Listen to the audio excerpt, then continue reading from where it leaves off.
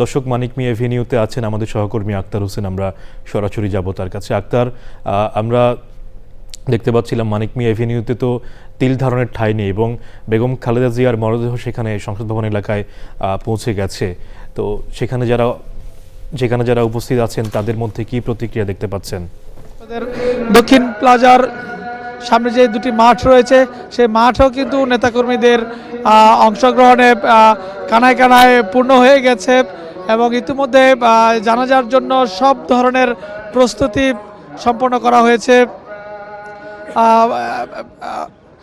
মানিক মিয়া এভিনিউর যে পশ্চিম প্রান্তে আড়ংয়ের অংশে সেখানে মঞ্চ স্থাপন করা হয়েছে, সেখানেই মরদেহ রাখা হবে জানাজার জন্য এবং নেতাকর্মীরা বলছেন যে স্মরণকালের সর্ববৃহৎ জানাজা আজকে অনুষ্ঠিত হবে। আসলে এই বিএনপি চেয়ারপারসন বেগম খালেদা জিয়া তিনি তার পুরো জীবন তিনি গণতন্ত্রের জন্য, দেশের মানুষের জন্য তিনি লড়াই করে গেছেন। স্বাভাবিকভাবে এই যে সারা দেশের মানুষকে তিনি গণতন্ত্রের পক্ষে উজ্জীবিত করেছেন, আজকে তার এই মহাপ্রয়াণে সবাই ব্যথিত এবং আবেগ আপ্লুত।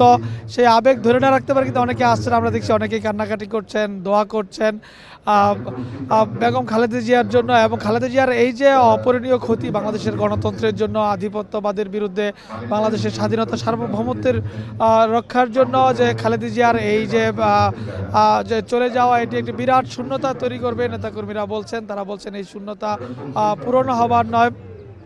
তা আমরা এখানে দেখতে পাচ্ছেন অনেক নেতাকর্মীরা রয়েছে, আমরা দু একজনের সঙ্গে কথা বলবো। আপনি কোথা থেকে আসছেন এবং এই যে ম্যাডাম তো দীর্ঘদিন জাতীয় শক্তিকে নেতৃত্ব দিয়েছেন, এখন নাই, তার এই শূন্যতা কিভাবে পূরণ হবে?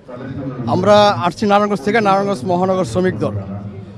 আজকে বহুদলীয় গণতন্ত্র প্রবক্তা শহীদ প্রেসিডেন্ট জিয়াউর রহমানের স্ত্রী বেগম খালেদা জিয়া, বাংলাদেশের তিনবারের প্রধানমন্ত্রী, আপোষহীন নেত্রী। সে অন্যায়কে কোনোদিন প্রশ্রয় দেয় না, আপোষ মানে সবসময় তিনি জনগণের কথা বলে গেছেন।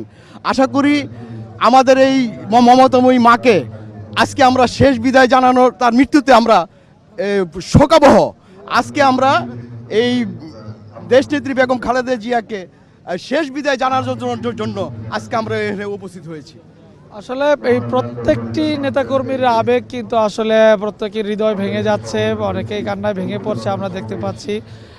এই মানিক মিয়া এভিনিউতে এসে আজকে বাংলাদেশের বলা চলে পুরো আবেগের কেন্দ্রবিন্দু কিন্তু এই মানিক মিয়াকে ঘিরে, এই মানিক মিয়া এভিনিউতে এসেছে বিএনপি চেয়ারপারসন বেগম খালেদা জিয়া। তিনি আপোষহীন লড়াই করে গেছেন এবং দীর্ঘদিন তিনি এই ফ্যাসিস্ট যে বিগত সরকার হাসিনা সরকারের তিনি নির্যাতনের শিকার হয়েছিলেন, তিনি কারাগারে ছিলেন এবং তারা বলছেন যে এটি আসলে কোনো স্বাভাবিক মৃত্যু না, তাকে হত্যা করা হয়েছে, এই ধরনের অভিযোগ কিন্তু অনেকে করছেন। তারা বলছেন তিনি দীর্ঘদিন কারাগারে থাকার কারণে তার সুচিকিৎসার ব্যবস্থা করা হয়নি, সুচিকিৎসা না থাকার কারণে কিন্তু ধীরে ধীরে তিনি আরও অসুস্থ হয়ে যান এবং তার চিকিৎসকরা বারবার তাকে বলছিলেন যে বাংলাদেশ তার চিকিৎসা সম্ভব নয়, উন্নত চিকিৎসার জন্য বিদেশে নিয়ে যাওয়া প্রয়োজন, কিন্তু বিগত সরকার সেই সুযোগটি তাকে দেয়নি এবং যার কারণে নানান ধরনের মানবাধিকার থেকে তাকে বঞ্চিত করা হয়েছে এবং তিনি ক্রমেই তার অবস্থার অবনতি হয়েছে। আজকে এই মানিক মিয়া এভিনিউতে এখনো পর্যন্ত নেতাকর্মীরা কিন্তু আসছে, যেহেতু জোহরের নামাজের পর জানাজা অনুষ্ঠিত হবে এবং জানাজা পড়াবেন জাতীয় মসজিদ বাইতুল মোকাররমের খতিব মাওলানা আব্দুল মালিক এবং প্রধান উপদেষ্টা অধ্যাপক মোহাম্মদ ইউনুস এই সহ রাষ্ট্রীয় গুরুত্বপূর্ণ ব্যক্তিরা এখানে অংশ নেওয়ার কথা রয়েছে। এই ছিল আমার কাছে মানিক মিয়া এভিনিউ থেকে সর্বশেষ। আক্তার, আপনাকে ধন্যবাদ।